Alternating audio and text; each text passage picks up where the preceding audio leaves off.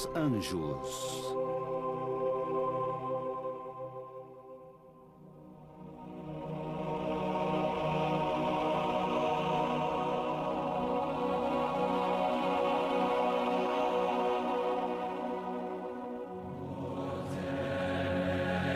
Eles estão em toda parte.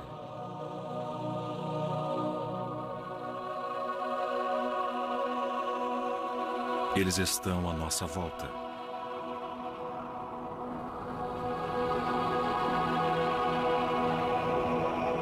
Durante séculos, eles desafiaram a nossa imaginação.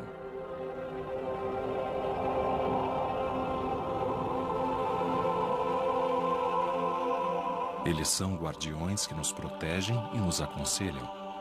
São também mensageiros que trazem notícias.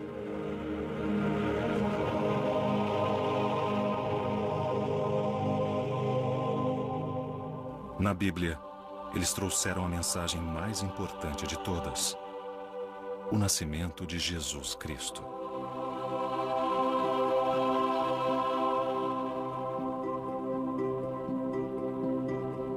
Eles são a decoração de Natal mais conhecida de todas.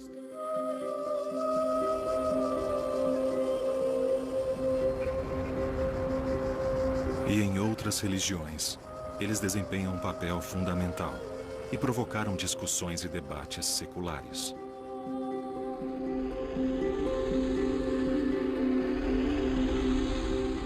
Estão enraizados nas culturas e civilizações antigas.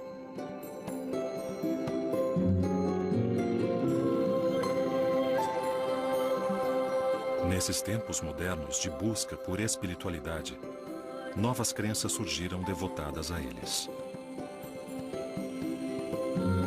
Eles inspiraram algumas das obras de arte mais famosas. Eles continuam a inspirar os artistas e fazem parte do nosso cenário cultural. Deixe a sua imaginação voar com os anjos.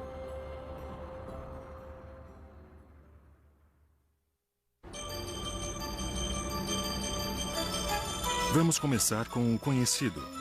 A representação mais familiar dos anjos surge no Natal. Eles ficam expostos em todos os lugares, nas lojas, nos cartões. As crianças os adoram. Os anjos decoram as nossas casas e as nossas árvores de Natal. Uma atividade típica de Natal nas escolas nos apresenta uma clássica imagem de anjos vestidos de branco, com a auréola balançando e um par de asas de papelão feito em casa por mães corujas. Para muitas crianças, essa é a introdução à história de Cristo. E os anjos estão lá desde o começo.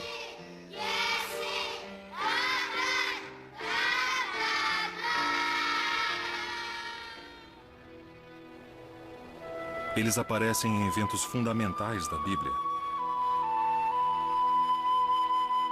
O anjo Gabriel leva a mensagem da Imaculada Conceição a Maria. Um anjo diz aos pastores que Jesus nasceu.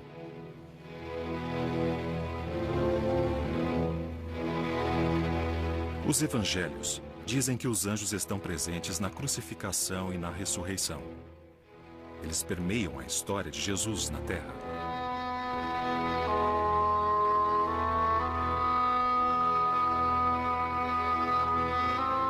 Mas os anjos não se restringem ao cristianismo.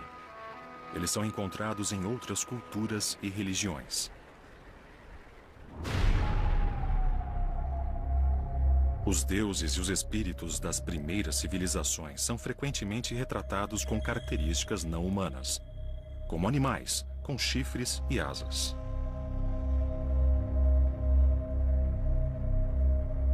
Imagens de seres alados foram mostradas com os faraós do Egito, milhares de anos antes da época de Cristo. Espíritos alados representam o outro mundo, a passagem desta vida para a morte, e assim eles enfeitam as tumbas egípcias. Nós já vimos seu simbolismo e função decorativa. Das antigas civilizações do Egito e do Oriente, eles passaram para outras culturas. No universo greco-romano, as representações de seres alados alçaram voo. A cultura greco-romana era repleta de figuras semidivinas que se assemelhavam, pelo menos à primeira vista, aos nossos conhecidos anjos. Nike, o símbolo alado da vitória. Eros, a criança alada com arco e flecha. Quem é Hermes, o mensageiro alado da mitologia grega, senão um anjo com sapatos voadores?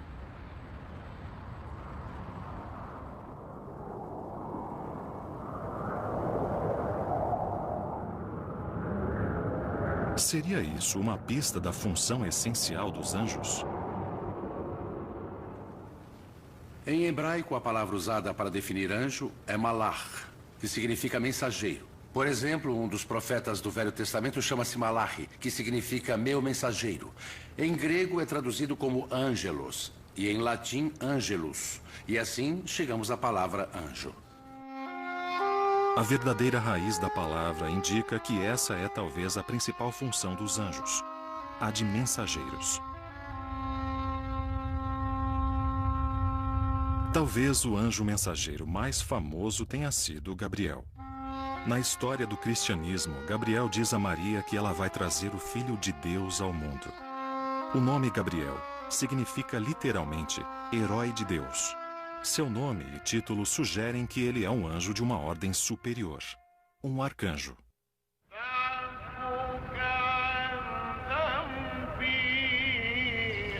Mas o anjo Gabriel não se restringe à Bíblia. Gabriel, ou Gíbrio, aparece para Maomé. Maomé estava meditando numa caverna quando Gíbrio apareceu e pronunciou a palavra Iqra, pedindo que ele pregasse. Então recitou para ele os versos do Corão, o livro sagrado do islamismo. Aqui também Gabriel é encarregado de levar a palavra de Deus, unindo o céu e a terra. Na antiguidade, as pessoas acreditavam que o mundo era dividido em 3 partes. O inferno embaixo, a terra no meio e o céu em cima. E era lá que ficava o mundo invisível, o reino de Deus, o paraíso. Quando eles olhavam para o céu, pensavam no mundo invisível, um mundo cheio de seres, de espíritos. E esses espíritos vinham nos visitar. Eles ficavam à nossa volta, assim como no céu. Durante a Idade Média, estabeleceu-se uma intricada hierarquia no paraíso. Ela foi representada em pinturas detalhadas e em vitrais. A relação que os anjos mantinham com Deus determinava sua hierarquia no reino dos céus. Esse modelo surgiu não dos livros sagrados, mas dos textos do monge sírio do século V, Pseudo Dionísio, o Areopagita.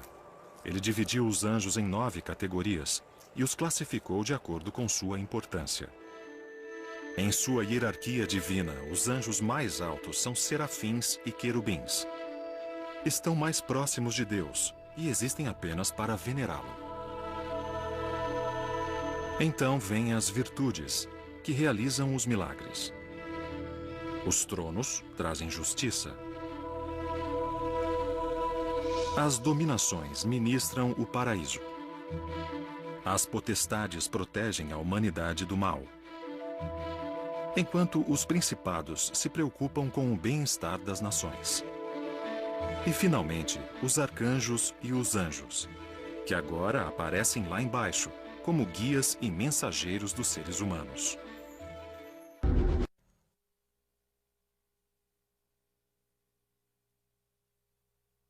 Nem todas as civilizações antigas pensavam que o Sol era eterno. Para os astecas, por exemplo, o astro-rei era o 5º Sol, pois os 4 anteriores haviam morrido. Será que este também morrerá? Quando? Se o Sol é uma bola de fogo, como sempre ouvimos dizer, sua duração dependerá da substância que ele consome. Mas qual é o combustível do Sol? Já temos esta resposta há algumas décadas. Seu combustível é o hidrogênio. e por meio da fusão se transforma em hélio.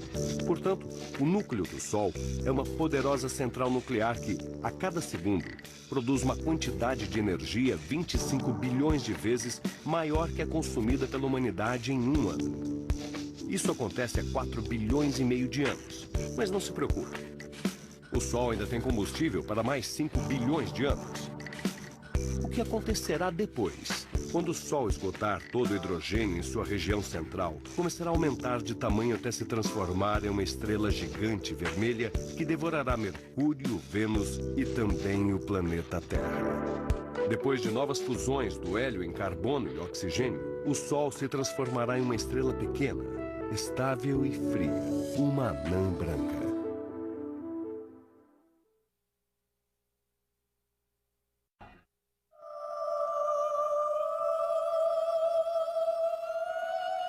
A obsessão e a fixação pela natureza e ordem do paraíso e seus anjos atravessaram os séculos.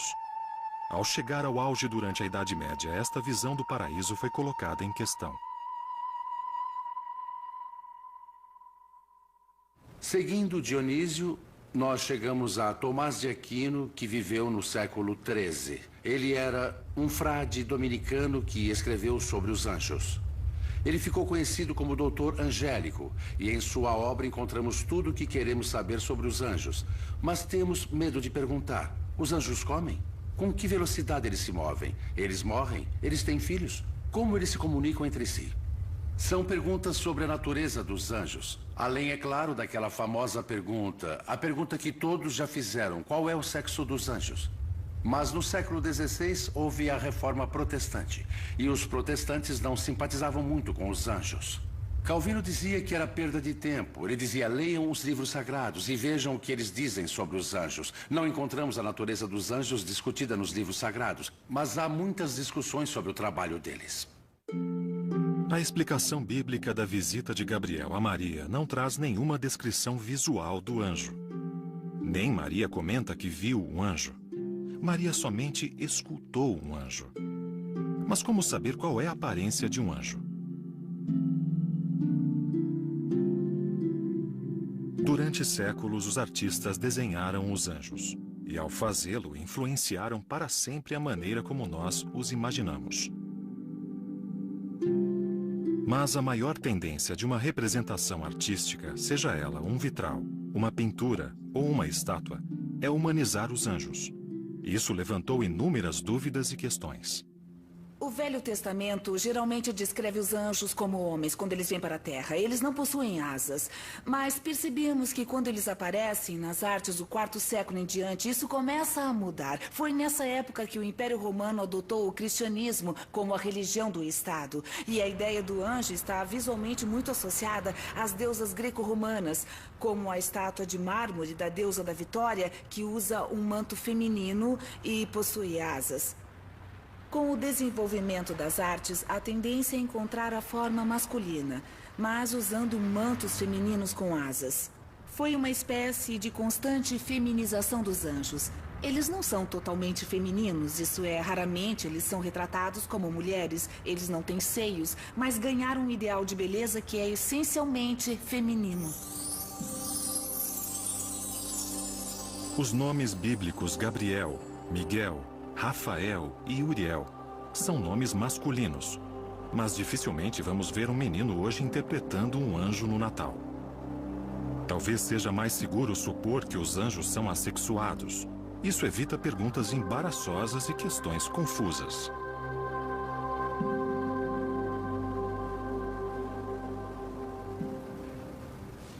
Espírito Santo, nós pedimos seu amor, sua luz. Atualmente, os anjos não se restringem mais a religiões organizadas. Pedimos que o ambiente fique repleto de anjos. Em alguns casos, eles ultrapassaram fronteiras da religião. Reuniões sobre anjos propiciam uma nova forma de crença. Sintam seu perfume.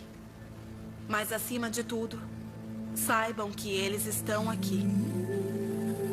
Alguns são desprezados pela espiritualidade moderna. Mas existem inúmeras histórias de salvações pelos anjos da guarda, conselhos e intervenções. Todo mundo precisa conversar com seu anjo. O anjo moderno é um protetor, um amigo.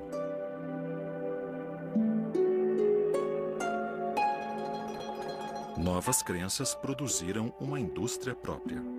Há inúmeras publicações sobre o assunto e lojas vendendo imagens de anjos. Os anjos decoram a nossa casa, além de renovar o nosso ânimo. Nos Estados Unidos se encontra a Cidade dos Anjos, Los Angeles, e lá a angelologia atingiu o apogeu.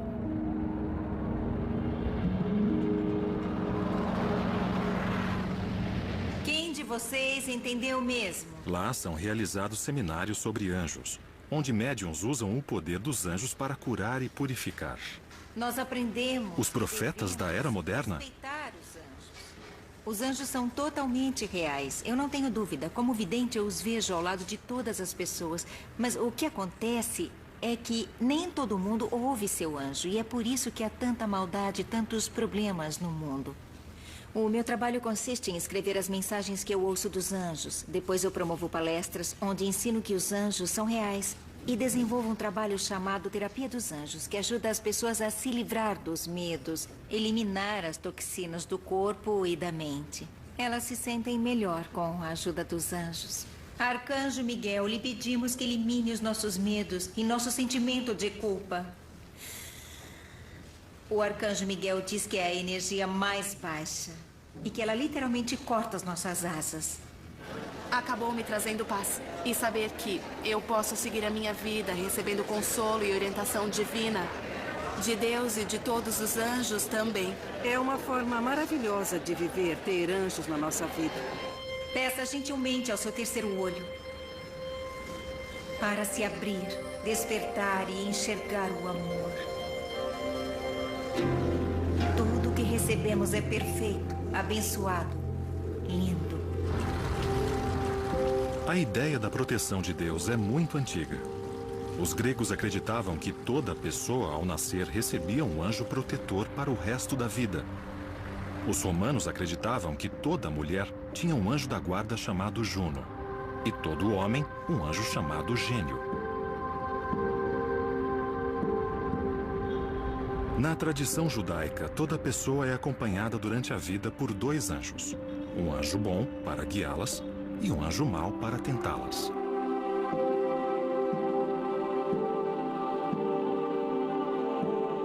Essa ideia foi absorvida pelos cristãos, e a crença nos anjos da guarda se expandiu durante a Idade Média. Hoje em dia, as crianças católicas ainda são ensinadas a rezar para o seu anjo da guarda.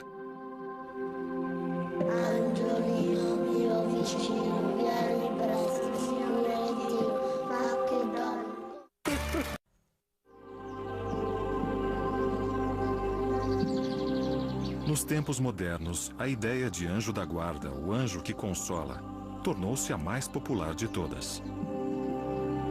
Os anjos adornam as lápides nos cemitérios. Eles nos acompanham deste mundo para o outro.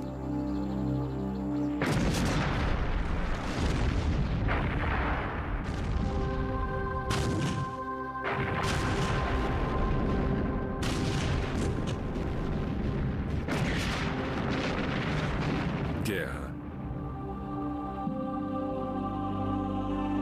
E o desejo de acreditar em uma força protetora está mais presente do que nunca.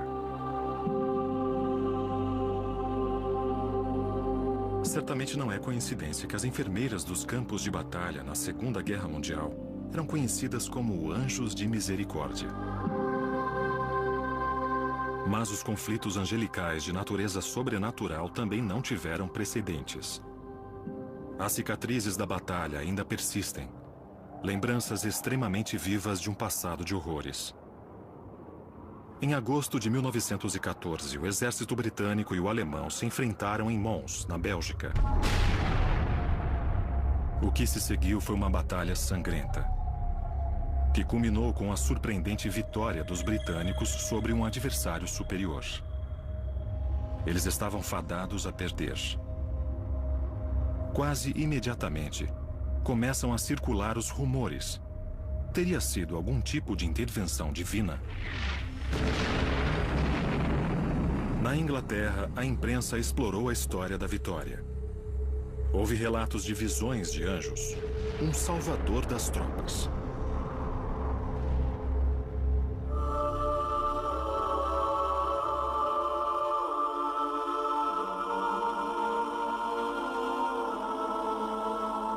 Nascia a lenda do anjo de Mons. Foi um milagre? Um sinal da intervenção divina a favor dos aliados? Ou a verdade deu espaço para os mitos? A fé muitas vezes é mais forte que o fato.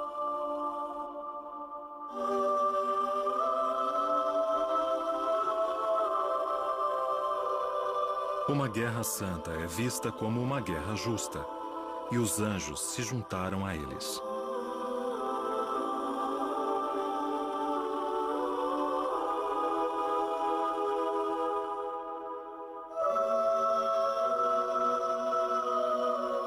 E liderando os exércitos divinos, encontramos um general em particular, o arcanjo Miguel.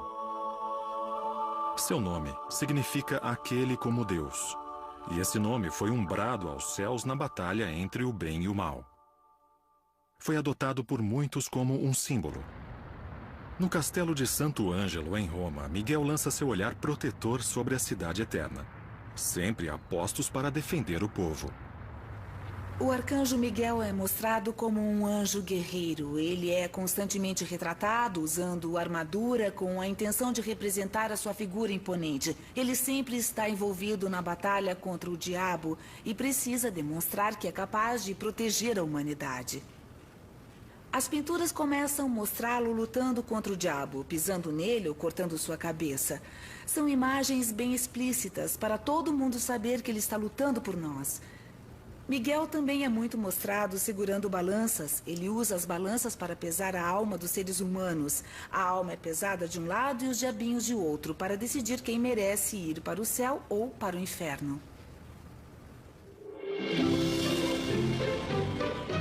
A função de Miguel como protetor das forças do bem surgiu nos anos 50, quando o Papa Pio XII o transformou em santo padroeiro dos policiais. Miguel é o maior protetor dentre os anjos.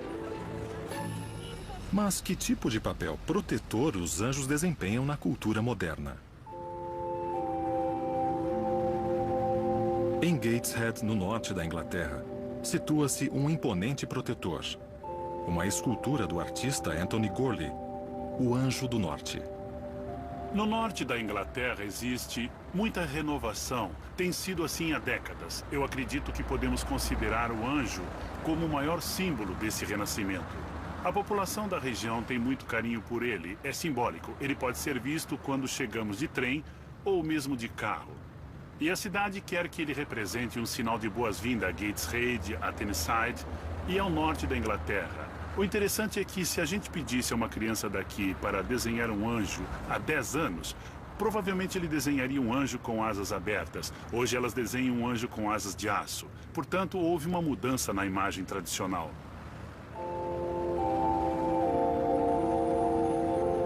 Os anjos não protegem só os indivíduos e os exércitos, mas regiões inteiras. De Roma a Gateshead, as figuras aladas cuidam de nós.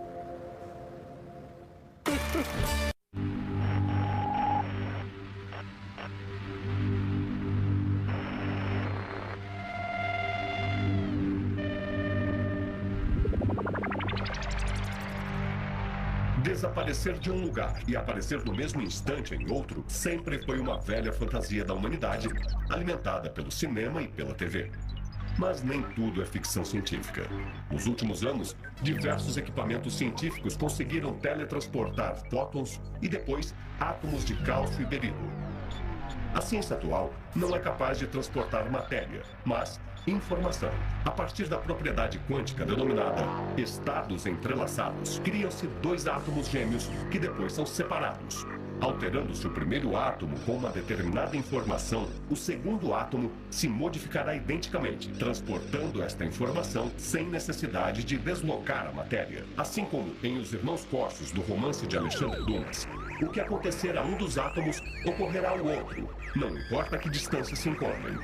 Tamanha capacidade de tráfego exigirá que os computadores quânticos trabalhem a velocidades inimagináveis, transformando nossos atuais supercomputadores em peças de museu. Podemos teletransportar também nosso pensamento? Esta incrível ideia?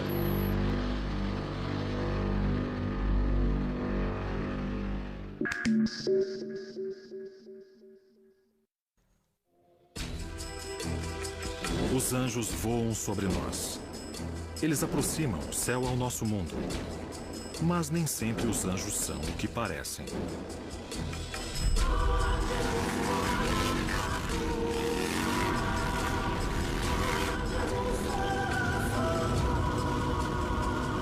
Os jovens soldados americanos que voltaram da Segunda Guerra Mundial criaram um dos mais famosos clubes do mundo.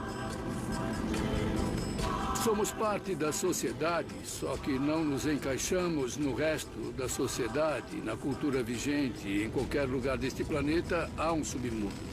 Quando os veteranos voltaram da Segunda Guerra Mundial, aqueles que participaram de bombardeios e os paraquedistas se sentiram meio deslocados, sentindo que não se encaixavam mais. Não dava para continuar com a camaradagem, a fraternidade que eles desenvolveram durante as missões na Europa. Isso acontece com todo mundo que passa por algum período de sua existência em que a vida parece que não tem nenhum valor. Naquele tempo, ninguém sabia lidar com esse problema.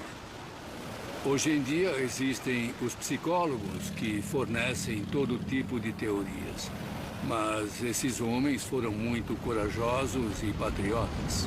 Foi a rebeldia que, a princípio, me levou a criar o Hells Angels, os Anjos do Inferno. Nós fomos bombardeados, jogaram granadas na nossa direção, lutamos armados nas ruas, fomos processados tanto pelo governo estadual como pelo federal.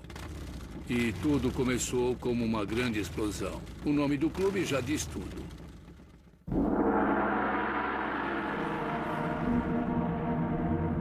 Mas quem foram os anjos do inferno originais? O conceito de anjo caído é baseado na Sagrada Escritura. A primeira carta de Pedro fala de Deus punindo alguns anjos zombeteiros, mandando-os para o inferno. Há uma tradição que diz que os anjos tiveram relacionamentos com os humanos e isso desagradou a Deus. Isaías conta a história da queda de Lúcifer. Lúcifer era um anjo bom, portador da luz, é o significado desse nome. Mas por ter desobedecido a Deus e se tornado orgulhoso, a soberba foi o problema, ele queria ser tão bom quanto Deus, ele foi expulso do céu. O principal anjo do inferno, obviamente, é o diabo. Acredita-se que esse nome derive das palavras gregas que significam expulso e espírito, diabólico e demônio. Na Bíblia, o diabo é retratado como serpente ou dragão, o líder de todos os anjos caídos. Ele tentou Adão e Eva, e mais tarde o próprio Cristo. No Corão, ele é mais conhecido como Al-Shaitan, o clássico sedutor. Através de representações visuais assustadoras, o diabo ou anjo caído mexe com nossa imaginação. A maneira mais fácil que os artistas encontram para estabelecer a diferença entre o anjo bom e o anjo mau é muito simples. É um truque bem simples. Eles mudam as cores, colocam chifres, olhos salientes e às vezes uma cauda. Imediatamente a figura se torna diabólica e sinistra. Os demônios invocam terror e medo. Mas os anjos bons podem ser tão assustadores quanto os maus. Os anjos podem ser assustadores. Martinho Lutero, por exemplo, rezava para nunca se encontrar com um anjo. E quando lemos as histórias da Bíblia, podemos entender isso. Quando Jacó viu a escada que vinha do céu para a terra, com anjos subindo e descendo por ela, ele ficou apavorado e disse que aquele lugar era assustador. deve ser a casa de Deus, mas transmite medo. Quando as mulheres visitaram a sepultura de Cristo depois da ressurreição e a encontraram vazia, com anjos tomando conta dela, a primeira coisa que o anjo falou para as mulheres foi: não fiquem com medo. Há um motivo para as pessoas sentirem medo dos anjos. Eles nem sempre trazem boas notícias. Eles podem ser assustadores. Os anjos podem ser bons e podem ser maus. Os bons podem ser assustadores e os maus encantadores. Interpretações erradas é que não faltam. Eu não penso em Satã e não associo as minhas atividades a qualquer tipo de ideologia ou filosofia satânica, nem a nada que tenha alguma relação com isso. Exercemos atividades o tempo todo com as pessoas. Somos uma parte complexa da nossa comunidade, independente dos nossos vereadores reconhecerem isso ou não. Eu acho que os Hells Angels são muito generosos.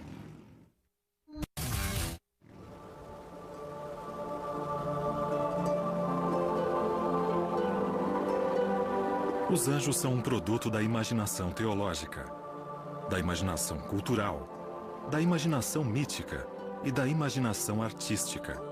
Tudo combinado em uma rica mistura. Existem anjos com 4 cabeças, 6 asas e múltiplos olhos. Além, é claro, da imagem mais constante e conhecida de todas, o anjo de rosto gracioso e infantil. Eles decoram cartões de Natal e, atualmente, até cartões de Dia dos Namorados. Essas criancinhas perfeitas do renascimento romântico frequentemente são retratadas como jovens alados, que acertam o coração dos casais apaixonados.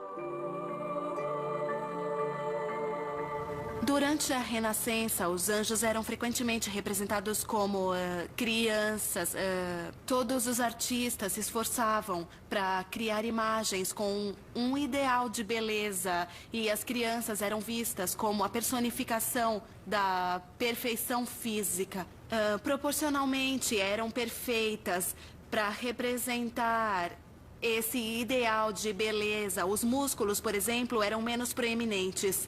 Os artistas conseguiam obter efeitos delicados com luz e sombra. Além disso, as crianças representam a síntese da inocência e da ternura em harmonia com a iconografia dos anjos.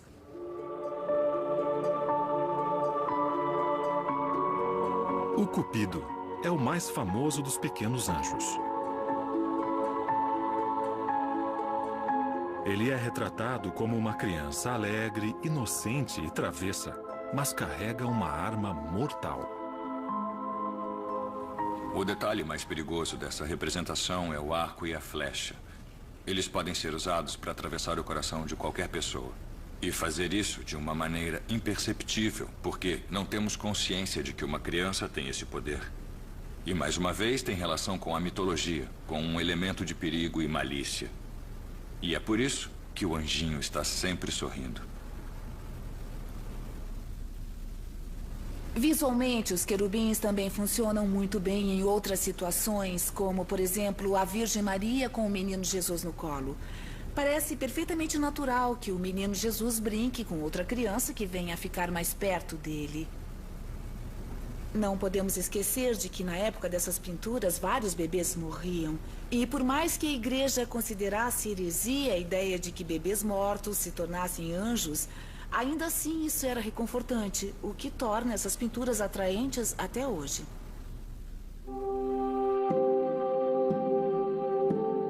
Os anjinhos são, na verdade, querubins, a segunda classe mais alta dos anjos. Nas Sagradas Escrituras, eles receberam a missão de guardar o jardim do Éden depois que Adão e Eva foram expulsos, algo nada próprio para crianças. Os querubins e serafins frequentemente eram mostrados com 1, 2 ou 3 pares de asas. Mas os artistas enfeitaram e adaptaram à vontade a forma, a função e os tipos de anjos. Os artistas relegaram aos querubins a condição de enfeites decorativos e bonitos.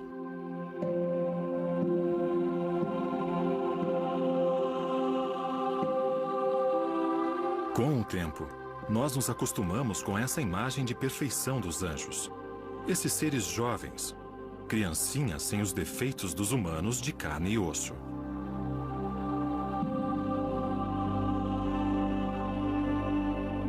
Essa imagem atingiu o auge da sublime graça na era do Renascimento.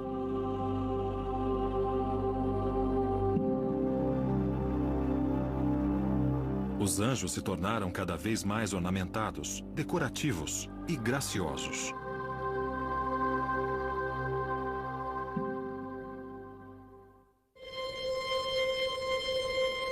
Os anjos desempenham inúmeras funções e assumem várias identidades. Sejam os seres delicados de Caravaggio ou o Anjo do Norte de Anthony Golly, uma coisa eles têm em comum: as asas.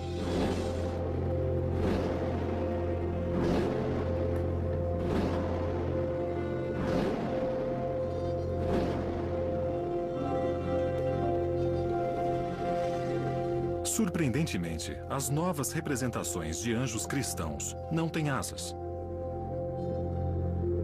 Essas imagens são das catacumbas de Roma, datadas do século II depois de Cristo. Havia poucas maneiras de identificar estas imagens como anjos. Só a partir do século V, os anjos cristãos começaram a ser representados com asas. E desde então, raramente são retratados sem elas. Eu acho que os anjos possuem asas por dois motivos. O primeiro é que para nós, observadores, é mais fácil reconhecê-los como anjos. Quando são descritos na Bíblia, nem sempre fica muito claro para as pessoas que os personagens estão interagindo com anjos, mas quando temos representações visuais dessas histórias, queremos saber quem é mortal e quem é anjo, e as asas ajudam a deixar isso bem claro.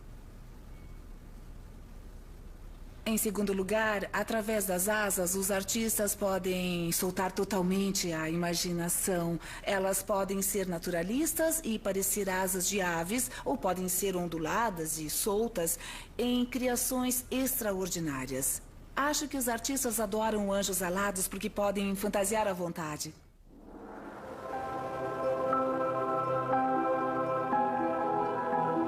Os teólogos, assim como os artistas, escultores e escritores, se esforçam para encontrar um meio de unir o mundo terrestre ao mundo divino. Como imaginar e contemplar esses seres divinos que não fazem parte do nosso mundo? Há mensageiros alados no Egito. Há mensageiros alados na Grécia e na mitologia romana. Não era nenhuma novidade.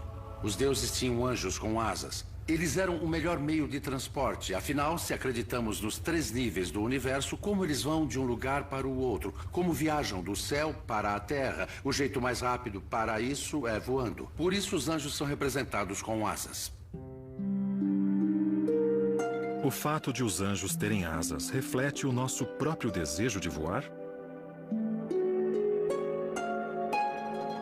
Depois das asas, a segunda característica mais retratada é a auréola, uma coroa de luz circular que simboliza santidade.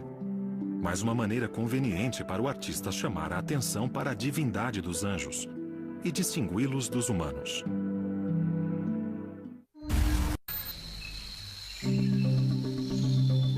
Eu sonhei que Deus estava no mar.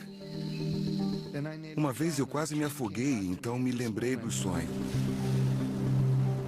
Eu sabia que teria de voltar para a ilha e fazer algo para salvá-la.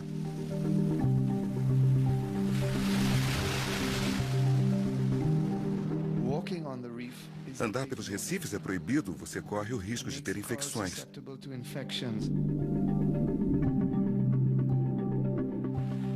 Turistas e moradores da região andam pelos recifes. Todos são culpados. É preciso ensinar a eles o significado e o valor da natureza. Não existe separação. Meu desejo e missão é salvar o planeta, dando pequenos passos.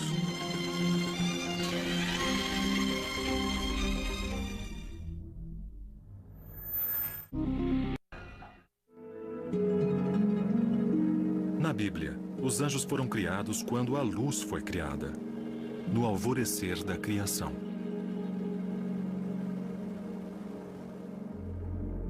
Itália, o berço do Renascimento. E os anjos estão em toda parte. Reis cristãos, imperadores, ordens religiosas e comerciantes prósperos geraram uma sólida indústria angelical. A principal característica do Renascimento gira em torno da busca de uma idealização de beleza, expressada pelas cores, pela forma e também pelos gestos. Elas estão presentes nas obras de artistas importantes como Rafael, Da Vinci, Michelangelo, que se destacaram através da arquitetura, da pintura e da escultura. Esses artistas queriam retratar a beleza ideal. Eles foram incentivados também pelo renovado interesse pela era clássica. O Renascimento foi uma época em que pessoas influentes e ricas gastavam muito dinheiro na compra de quadros e obras de arte. Algumas pessoas compravam porque gostavam, mas outras compravam para se exibir e ter obras deslumbrantes para pendurar nas paredes do palácio que estavam construindo.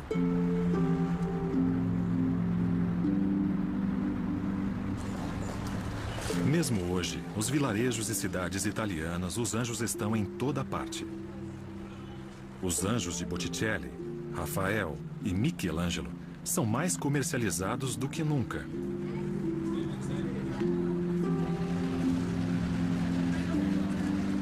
Em todo o mundo, os anjos continuam a inspirar os artistas.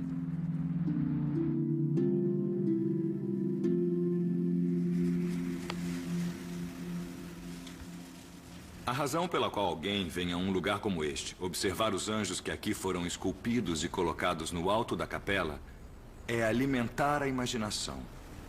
E isso é de fato muito interessante, porque de alguma forma eles foram criados à nossa imagem. É como olhar para nós mesmos, ou para uma imagem melhorada de nós. É um dos motivos pelos quais os anjos nos atraem tanto. Ele é um ser humano numa condição mais idealizada que a nossa. Talvez hoje em dia nós idealizemos os atletas, os modelos e os atores de cinema da mesma forma que na antiguidade as pessoas idealizavam os anjos. De certa forma, eles são mais importantes que as pessoas que veneramos.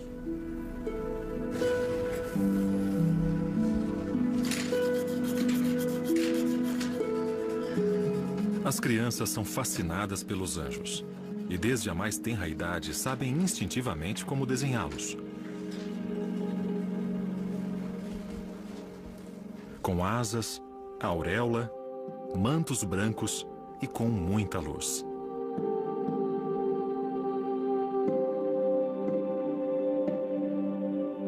Os anjos do paraíso expressam muita alegria para os humanos na Terra.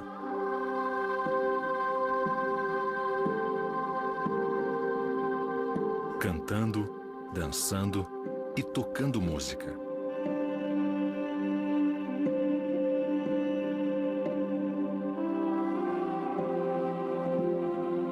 Inúmeras imagens expressam anjos em corais. A hierarquia divide os anjos em 3 corais. Mais uma vez, isso demonstra uma estrutura organizada no céu.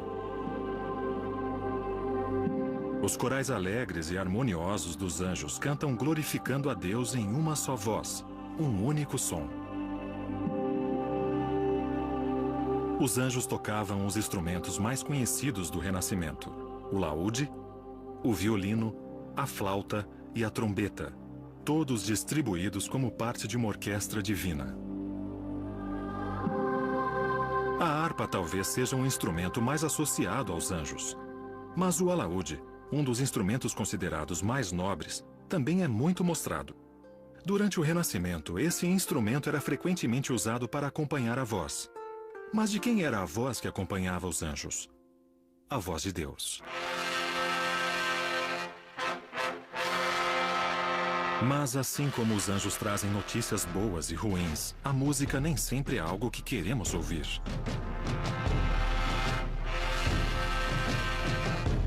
Dizem que Gabriel irá anunciar o juízo final tocando uma apocalíptica trombeta. Dificilmente será um som confortante.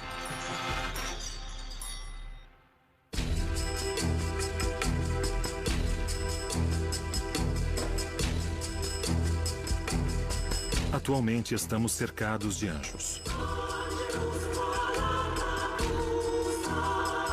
Na religião, na arte e na cultura. Há uma enxurrada de informações sobre eles. Sua história, sua habilidade em guiar e proteger. São inúmeras as definições, descrições, interpretações e até mesmo desavenças.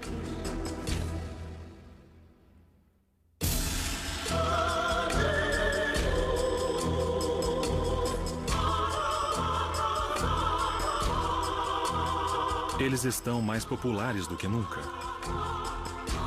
A nossa fascinação por eles não deve acabar tão cedo.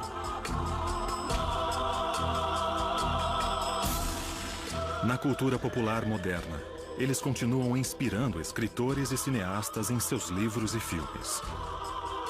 Mas quem é o super-homem, afinal, senão um anjo de capa vermelha mandado aqui para nos proteger? Um Miguel moderno. A terapia dos anjos ajudará... Os anjos agora são uma religião própria. Eles são adorados e venerados. Os anjos são totalmente reais. Eu não tenho dúvida. Como vidente, eu os vejo ao lado de todas as pessoas. Acho que algumas pessoas, quando ouvem falar em anjos, pensam neles como um clichê, principalmente quando se trata da arte comercializada hoje. Eles estão em quase todos os cartões de Natal e às vezes são relacionados visualmente com as fadas. Talvez eles não pareçam uma fonte de inspiração séria e importante atualmente, mas é óbvio que em muitos lugares eles continuam a inspirar as pessoas.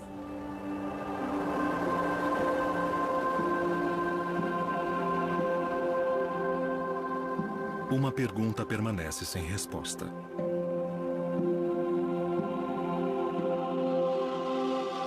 Os anjos realmente existem?